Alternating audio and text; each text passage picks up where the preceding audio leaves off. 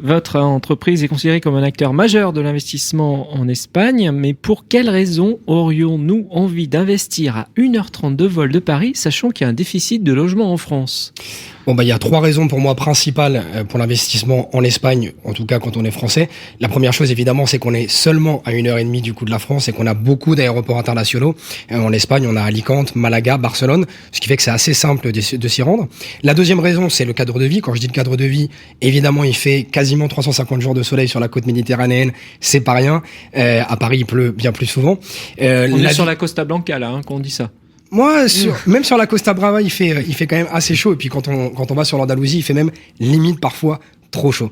Ensuite, évidemment, le coût de la vie est assez peu cher par rapport à la France. Pour vous donner un ordre d'idée, on a un menu du jour autour des 15 euros. Pour trouver un menu du jour autour des 15 euros en France, dites-moi l'adresse et j'y vais tout de suite. Et ensuite, évidemment, il y a les opportunités immobilières, c'est-à-dire que trouver un appartement 2 chambres autour des 100 à 120 000 euros, ça va être très très compliqué en France.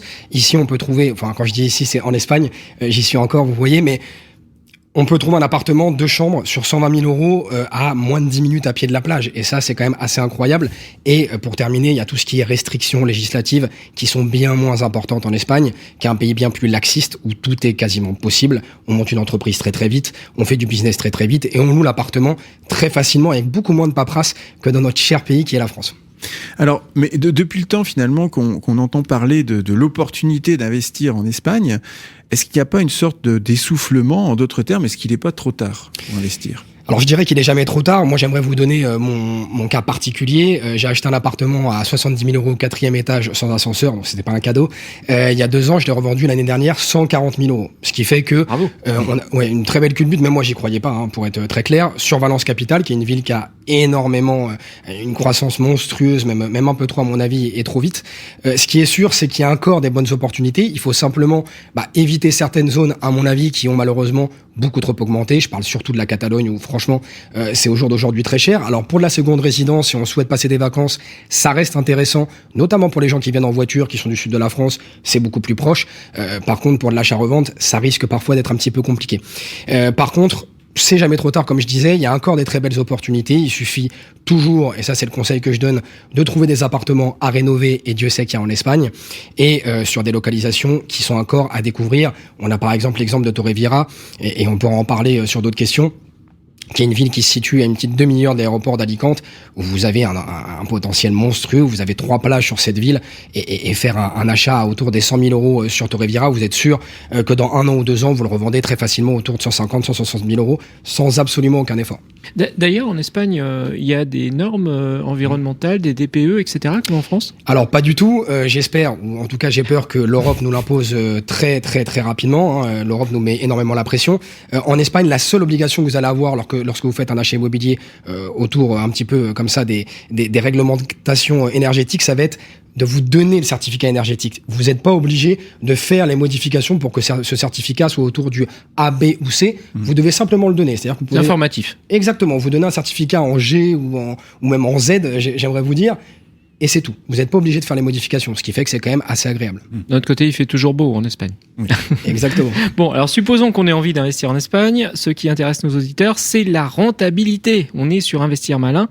Qu'est-ce qu'on peut attendre, en fait ? Alors, il y a une chose qui est très intéressante sur la rentabilité dernièrement en Espagne, c'est que les locations ont explosé. Il y a énormément d'offres et assez peu de demandes, notamment avec le Covid. C'est-à-dire qu'il y a beaucoup de gens qui sont en télétravail, des gens de Paris, des gens aussi qui viennent du côté britannique ou même d'Allemagne, parce que ça leur permet d'avoir une meilleure qualité de vie, avec un salaire de 1 500 à 2 000 euros comme on peut avoir en Allemagne. Vivre en Espagne, c'est un luxe. Et du coup, ce qui fait qu'on a énormément de demandes et assez peu d'offres, ce qui fait qu'on a des locations très très chères. Donc des locations, excusez-moi, longue durée. Là, on n'est pas sur du saisonnier. Alors, comme on est sur la côte, on aurait pu penser que c'était du saisonnier. Là, on parle... Alors, il y a 2 choses à prendre en compte. C'est qu'en Espagne, maintenant, ils ont mis en place la licence touristique. C'est-à-dire qu'il faut avoir une licence touristique pour pouvoir, et notamment Airbnb vous demande, ou même Booking, vous demande directement de mettre ce numéro de licence touristique. Sinon, vous pouvez tout simplement et tout bonnement pas publier le bien. Ça, c'est important à prendre en compte. Ce qui fait que moi, je parle de location évidemment longue durée, et très souvent, maintenant, même les gens qui ont les moyens sont obligés de faire de la colocation. Il n'y a plus de choix parce que les locations sont hors de prix. Donc, on parle d'une location sur un appartement 2 chambres sur Valence. En dessous de 850 euros, vous allez quasiment rien trouver. Ça vous paraît peut-être peu ici sur Paris ou sur la France. À Valence, c'est très cher. 850 euros. Si on part sur un SMIC à 1 200 euros en Espagne, Et il nous reste plus rien pour manger. Donc ça, c'est important à prendre en compte, c'est-à-dire la location est très très haute. Après, au niveau de l'achat, on peut trouver des opportunités autour des 100 000 euros, 100 000 à 150 000 euros. Allez, soyons fous.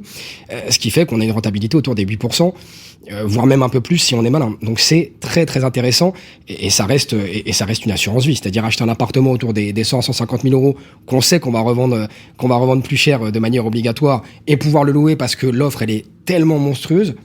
Voilà, ça permet d'avoir un très bel investissement et très rapide. Alors, vous venez de nous parler de la rentabilité. Comment peut-on faire pour trouver ces petites pépites là dont vous nous parlez? Est-ce qu'il y a des localisations plus favorables? Parce que l'Espagne, on l'a abordé un petit peu tout à l'heure, mais l'Espagne, ça se réduit pas à Madrid, Barcelone ou même Valence. Il y a toute la côte, la Costa Brava, Dorada, Blanca, Del Sol, etc. Alors, la première chose, je dirais que c'est la localisation le plus important. C'est-à-dire qu'il faut décider clairement et il faut savoir aussi ce qu'on veut. C'est-à-dire, est-ce qu'on veut être plus loin ou moins loin, est-ce qu'on vient en voiture, est-ce qu'on vient en avion? Ça, c'est des choses qui déterminent un petit peu le projet. Ensuite, je dirais que, clairement, de Valence à Alicante, on a une côte qui est hyper intéressante, qui est hyper vivante. On a des villes comme Gandia, Dénia, Ravea, Oliva, qui sont des stations balnéaires qui sont en plein essor. Et vous avez la fameuse ville de Torrevieja que je vous ai citée juste avant. Torrevieja, c'est une ville qui est une petite 50 minutes de l'aéroport d'Alicante. On a des appartements à 100 000 euros, à moins de 10 minutes à pied de la plage. Vous avez de la vie toute l'année, vous avez des transports, c'est une ville qui est totalement sécurisée, il fait beau, on n'y mange pas trop cher, vous avez tout plein de villes autour qui sont hyper intéressantes, Murcia, Alicante, vous avez Almeria qui est aussi à 2 heures. Moi je dirais que cette zone, en tout cas si je serais un primo investisseur, j'irais clairement entre Valence et Alicante, sans aucun doute. Au-dessus de Valence... Pas mal de zones bétonnées aussi. Alors oui, l'Espagne, c'est pas la côte la plus jolie, on va dire, au niveau infrastructure. Parfois, on a l'exemple de Benidorm qui est... Benidorm, évidemment. Ouais. Voilà, qui est l'exemple un peu pas beau. Bon, après, ça a été un énorme essor. Hein. Benidorm, à l'époque, j'ai regardé pas mal de documentaires et puis j'ai pas mal lu sur ça. Dans les années 90, Benidorm, c'était un petit peu le Las Vegas européen et ça marchait très bien. Alors, ça marche un petit peu moins maintenant, même si maintenant, vous avez un tourisme anglophone et allemand qui est monstrueux, c'est-à-dire que ça se remplit, hein. Vous avez quand même beaucoup de bâtiments, ils sont tous remplis. Donc du coup voilà, pour le conseil que je ferais, si je devrais faire un premier investissement, je me concentrerais entre Valence et Alicante, ce qui permet d'avoir l'aéroport international d'Alicante qui a des vols quasiment tous les jours pour toutes les destinations européennes. Vous avez des investissements à moins de 150 000 euros et vous avez de la vie toute l'année et du soleil. Et les îles, j'ai envie de dire, Benjamin Gomez, vous ne nous en parlez pas. L'Espagne, c'est aussi les 4 îles aux Baléares, c'est aussi 7 îles, si je ne me trompe pas, aux Canaries. Il n'y a pas une opportunité aussi? Alors ces deux villes, ces deux typologies, je dirais, d'îles totalement différentes. Ouais. Si on parle des Baléares, donc il y a un petit saut de cabri depuis Barcelone de l'Espagne, on est sur une zone premium, hein, clairement, c'est devenu très très cher. Minorque, Ibiza et Palma de Mallorca, c'est vraiment une zone où on a beaucoup d'étrangers, où c'est assez cher de pouvoir acheter, où la location touristique est désormais compliquée, tout simplement parce qu'ils donnent plus de licence. Hein. Majorque veut vraiment protéger son île, c'est une ville qui est vraiment très jolie, avec beaucoup de tradition. Par contre, on est sûr de vendre plus cher. C'est-à-dire qu'il n'y a pas de décroissance sur cette île-là. Et sur les Baléares, on est sûr d'acheter plus cher. Par contre, il va falloir, bien sûr, investir plus au départ parce que c'est bien plus cher que le reste de l'Espagne. Ensuite, si on est sur les Canaries, on est déjà beaucoup plus loin. On est quasiment à 3 heures d'avion de Madrid, hein, c'est pas rien. Et là, du coup, c'est totalement disparate parce que vous avez énormément d'îles, comme vous l'avez dit. On est à Tenerife, on a Gran Canaria, on a Lanzarote, La Gomera et plein d'autres. Fuerteventura aussi, qui sont des îles, du coup, totalement différentes des unes aux autres. Vous en avez des îles super rocheuses, vous avez des îles super citadines comme on a sur Gran Canaria. Et là, pour le coup, vous avez des investissements super intéressants sur le sud des îles où vous allez très facilement louer, où vous avez beaucoup de tourisme. Et vous avez aussi, au milieu des îles avec des montagnes ou même des lagunes, où vous avez personne et vous avez une maison à 150 000 euros au milieu des champs. Donc c'est bien plus disparate, je dirais, que les îles des Baléares, où là, pour le coup, c'est vraiment un investissement premium. Alors tout cela c'est effectivement très très attrayant, ça donne envie, mais il doit bien y avoir des précautions à prendre, des choses trappes à éviter ou bien des risques à maîtriser. Par exemple, le cadastre existe-t-il pour éviter tout litige? Est-ce que c'est quelque chose que l'on a en Espagne? Est-ce que l'on passe par un notaire comme en France? Petite subtilité, la définition du mètre carré espagnol n'est pas la même que le français. Expliquez-nous un petit peu tout ça. Alors exactement, on n'a pas la loi Carrez ici, en Espagne, je dis ici parce que je répète, j'y suis encore, mais du coup en Espagne vous avez les les mètres carrés construits et les mètres carrés habitables. Alors attention, parce que du coup, c'est très flexible, comme je vous ai dit, au niveau juridique en Espagne, ce qui fait que mètres carrés habitables, on peut avoir un plafond à moins d'1 mètre. Donc ça, il faut faire toujours très attention. Vous prenez les mètres carrés construits de toute manière, et si on arrive à retirer 10%, on fait un calcul rapide et on a les mètres carrés habitables. Je dis 10%, ça dépend évidemment des biens, mais voilà, c'est pas du tout comme en France, on a une loi carrée, ce qui nous permet vraiment de définir les mètres carrés qui sont habitables et non habitables. Ça, c'est la première chose. Évidemment, on a un cadastre et on a un registre des propriétés. Alors, le cadastre, il nous permet évidemment de vérifier toutes les structures qui sont en place quand on va visiter le bien. Est-ce que la piscine, elle est bien dans le cadastre? Est-ce qu'elle a bien été faite avec un permis de construire? Ça, c'est hyper important. Et nous, c'est ce qu'on fait chez Oli Immobilier, on en parlera juste après. Et le registre des propriétés, ça nous permet souvent et très facilement aussi de vérifier que la personne qui nous vend le bien est bien le propriétaire, voilà, de manière correcte, qu'il n'y a pas d'usufruit, qu'il n'y a pas des héritiers ou n'importe quoi. Ça, c'est important. Pour terminer, le rôle du notaire est totalement différent au rôle du notaire en France. En France, le notaire contrôle tout. Il peut tout bloquer si jamais il y a un problème. Il vérifie tout. Et il engage sa responsabilité. Et il engage sa responsabilité. Il prend les impôts et c'est vraiment une pièce centrale dans toute transaction immobilière. Et puis de toute façon, même au cours d'une vie, le notaire, on en a besoin quasiment pour tout, même pour mourir. Du coup, en Espagne, le notaire est simplement là pour vérifier que vous n'êtes ni drogué, ni obligé, voilà, que personne vous met un pistolet sur la tempe pour acheter le bien. Il est simplement là pour être garant, voilà, que vous êtes là et que personne vous oblige à signer. Par contre, il fait aucune vérification juridique, aucune vérification légale. Voilà, ça c'est la grosse différence avec la France. En Espagne, on dit qu'il faut être accompagné directement et que le vendeur et l'acheteur et leur propre avocat fassent les vérifications juridiques qu'ils jugent nécessaires. Le notaire, lui, il peut vous vendre un bien, ou en tout cas, il peut accepter d'être garant d'une vente totalement avec avec une maison qui est illégale, c'est-à-dire qui a été construite sans aucun papier, avec une piscine qui a été construite aussi sans aucun papier, avec des mètres carrés sur le cadastre qui sont à 200 mètres carrés, puis quand on visite c'est à peine 100 mètres carrés parce que il y a une erreur par exemple dans le cadastre quand ils sont venus la première fois. Lui, le notaire, c'est pas son problème. Si l'acheteur et le vendeur sont d'accord, lui il prépare ce qu'on appelle un borrador. Un borrador, c'est un brouillon, si vous voulez, de ce qui va se signer, de l'escritura, qui est l'acte authentique de vente. Et à partir de là, si tout le monde est d'accord, c'est votre problème. C'est à vous d'avoir fait les vérifications nécessaires juridiques, si vous le souhaitez, et pour tout mettre, pour tout mettre en règle. Mais le notaire, il n'est pas là, lui, pour vérifier, ni pour vous prévenir s'il y a un problème, et il n'est pas du tout garant face à l'État s'il y a un problème et que vous avez signé quelque chose qui n'est pas en règle. Important, très important même, je dirais. Alors, supposons qu'on a trouvé un bien par votre intermédiaire, par exemple. Il faut bien le financer. Est-ce qu'il y a des spécificités justement pour ce financement? Est-ce que, d'ailleurs, ça peut être pertinent de tenter de se faire financer par une banque espagnole? Alors, il y a deux options, clairement, nous, quand on conseille nos clients pour venir acheter un bien immobilier en Espagne. Évidemment, c'est venir avec le financement depuis la France, c'est la meilleure des options, c'est ce qu'on va conseiller la majorité du temps, parce que c'est une banque qui a déjà votre historique, qui vous connaît, qui a vos salaires qui rentrent tous les mois sur votre compte en banque ou vos investissements. Enfin, c'est vraiment la meilleure des options. Oui, mais elle connaît pas la zone dans laquelle on investit. Exactement. Après, nous, avec notre service, on traduit absolument tout et on est capable de fournir le maximum de documents pour que la banque elle puisse vous suivre clairement pour votre achat immobilier en Espagne. C'est désormais assez facile. Ensuite, l'autre option, c'est évidemment obtenir un prêt immobilier en Espagne. Là aussi, une grosse différence avec la France. Pour un non-résident, vous devez apporter 30% du montant. D'accord? Si vous demandez un crédit de 100 000 euros, pour faire un exemple, un calcul très simple, vous devez apporter 30 000 euros. C'est pas rien. En apport personnel, vous devez donner et mettre sur la banque. Ensuite, les 15% de frais externes lors d'un achat immobilier en Espagne ne sont pas financés non plus. Ce qui fait que vous êtes capable, si vous êtes capable d'apporter 45% sur le budget total, vous pouvez obtenir un prêt en Espagne. Sinon, ça va être très compliqué. C'est quoi ces 15% de frais externes? Alors, les 15% de frais externes, vous avez 10% d'ITP. Alors, sur certaines zones, on va être sur 6%, par exemple à Madrid. C'est l'impôt de transmission patrimoniale. Donc, quand vous achetez un bien immobilier en Espagne, vous avez cet impôt qui va toujours s'appliquer. Sur Valence, on a 10%, par exemple. Sur Alicante, à 10%. Et sur Madrid, on est à 6%. Ensuite, vous allez avoir la commission de l'agence immobilière entre 3 et 6%. Et pour terminer, vous allez avoir les frais de notaire qui sont autour des 2500 euros. Moi, j'aime toujours dire 15%, comme ça englobe un petit peu. Et puis les clients, ils sont pas pris de court, quoi. D'accord. Alors, quel type de bien privilégiez-vous pour un investissement? Plutôt location vide, location meublée, location saisonnière, colocation, étudiant, dites-nous tout.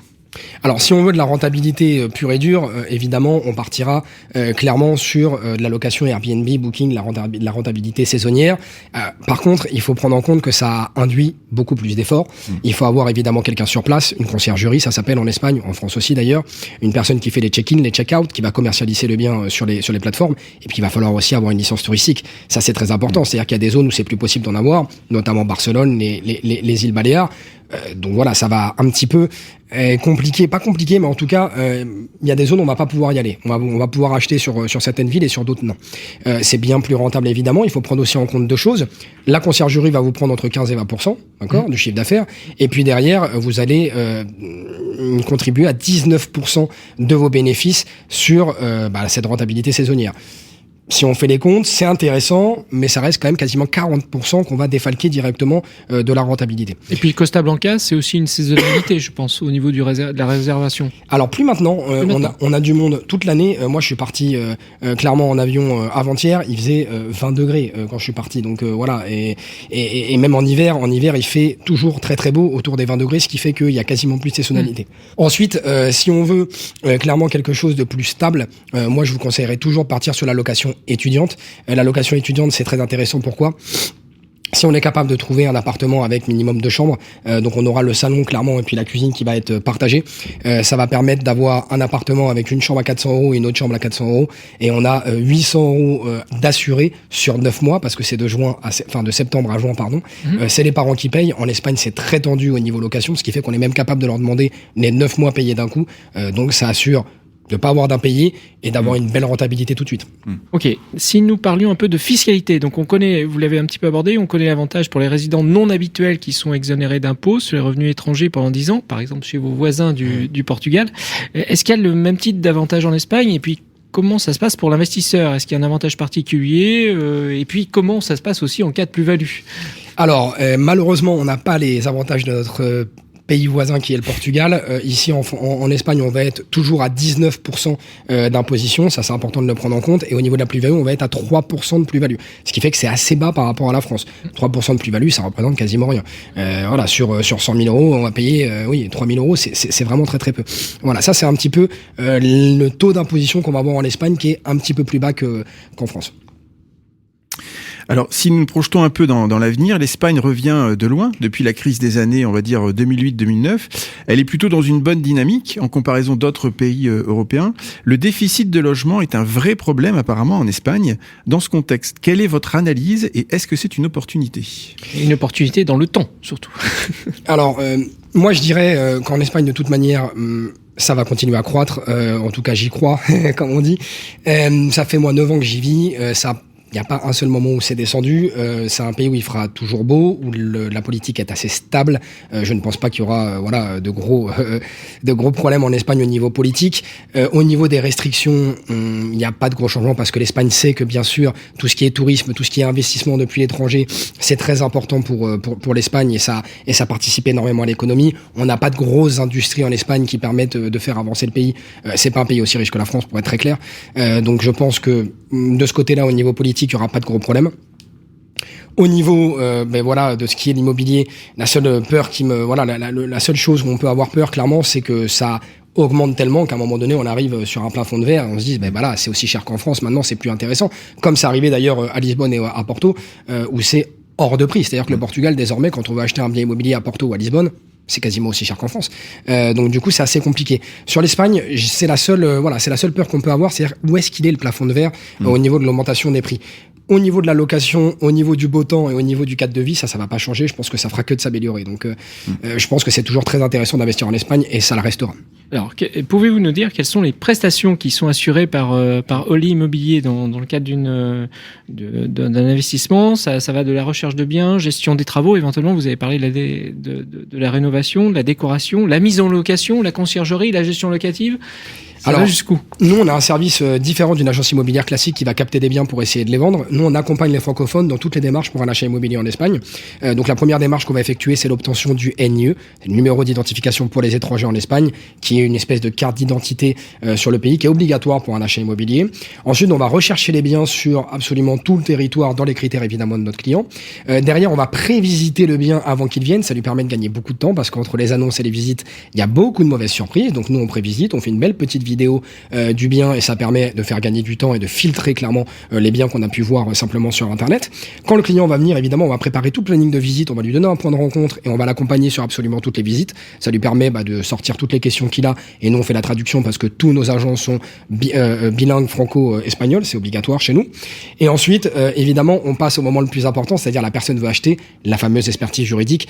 Comme je vous ai expliqué juste avant, le notaire et le vendeur n'ont aucune obligation légale de vous prévenir s'il y a un problème juridique. Donc nous, on a notre avocat, et on a plusieurs aussi avocats avec qui on travaille de manière externe, qui nous permettent de faire une expertise juridique vraiment détaillée pour le client, et surtout d'aller se bagarrer avec l'agence vendeuse ou même avec le vendeur directement pour préparer un contrato de arras, qui est la promesse d'achat la plus juste et dans le meilleur intérêt pour notre client. Donc nous, on prépare tous les papiers pour notre client, on va tout traduire aussi en français, des documents assez compliqués à comprendre, c'est beaucoup de langage très juridique, très spécifique. Donc nous, on traduit tout, ça permet de comprendre ce qu'on va signer, c'est des gros montants en général, donc les gens sont quand même très très intéressés de savoir ce qu'ils vont signer. Donc on fait l'expertise juridique, on prépare les contrats et on les traduit. Pour terminer, quand tout est OK, on gère tout ce qui est les virements pour les achats et autres. On prépare aussi tout ce qui est rendez-vous notaire, et on va accompagner directement l'acheteur, qui est notre client, chez le notaire. Il faut savoir qu'en Espagne, si on ne parle pas la langue, il est obligatoire d'être accompagné d'un traducteur. Nous, on est totalement... on a le droit d'y aller, enfin, je ne trouve pas le mot, mais en tout cas, on fait office de traducteur le jour de la signature chez le notaire pour notre client acheteur. Et pour terminer, on va s'occuper de tout ce qui est changement de facture d'électricité et d'eau pour notre client. C'est pareil, quand on est francophone et qu'on ne sait pas parler la langue, appeler Iberdrola, qui est le SNCF français, pour changer le titulaire de la facture d'eau ou d'électricité, ça peut être très compliqué. Pour terminer, on a mis en place, nous, tout un département qui s'appelle post-vente, ou en tout cas la restoria, on appelle ça en Espagne, c'est-à-dire... payer les impôts de nos résidents, faire évidemment un peu de rénovation si vous en avez besoin, installer la Wi-Fi. On a tout plein de services extra, on va dire, qu'on vend à nos clients juste après leur achat, pour pas les laisser tomber, parce qu'il y en a qui vont venir vivre en Espagne, ou même qui vont venir passer assez souvent des vacances. Ils ont tout plein de questions, et quand on parle pas la langue, évidemment, on est content d'être accompagné par un service francophone qui vous a aidé en plus à acheter le bien immobilier, et avec qui vous avez confiance, quoi. Bien, passons à la question du mois qui nous est posée par Lucas de Perpignan. J'envisage d'investir en location saisonnière dans le centre de Barcelone. Existe-t-il, selon vous, le même risque d'interdiction ou de limitation qu'à Paris, à plus ou moins brève échéance? Je crois qu'on a eu un début de réponse. Alors sur Barcelone, moi je peux tout de suite donner la réponse. Il n'y a plus de licences touristiques qui sont données, c'est terminé depuis quasiment 1 an et demi, même voire 2 ans. La seule manière de l'avoir, c'est de faire un traspasso en Espagne, c'est-à-dire comme racheter un fonds de commerce. En fait, vous rachetez une licence touristique déjà, donc un appartement avec une licence touristique. Vous pouvez pas racheter une licence touristique et la mettre sur un autre appartement. Vous devez acheter un appartement qui a déjà une licence touristique et vous changez le nom du titulaire de la licence touristique. C'est au jour d'aujourd'hui la seule manière de pouvoir légalement louer votre bien avec les plateformes qu'on connaît tous, Airbnb et Booking. Eh bien, un grand merci Benjamin Gomez d'avoir accepté notre invitation. Nous rappelons à nos auditeurs que vous êtes directeur commercial d'Ollé Immobilier spécialisé dans l'investissement en Espagne. Vous l'aurez compris, nous attendons vos commentaires, questions, idées sur la page de l'émission Investir Malin du site de Radio Imo. Quant à nous vous donnons rendez-vous le mois prochain pour découvrir un nouveau thème. En attendant, vous pouvez nous retrouver sur le site construire-ça-retraite.com, dans lequel vous pourrez découvrir plein d'investissements malins. Et n'oubliez pas, demain se décide aujourd'hui. Ne passez pas à côté des bonnes occasions en suivant les bons conseils de nos invités. Merci à vous. Merci à vous. Investir Malin, une émission à réécouter et télécharger sur le site et l'appli Radio Imo et sur toutes les plateformes de streaming.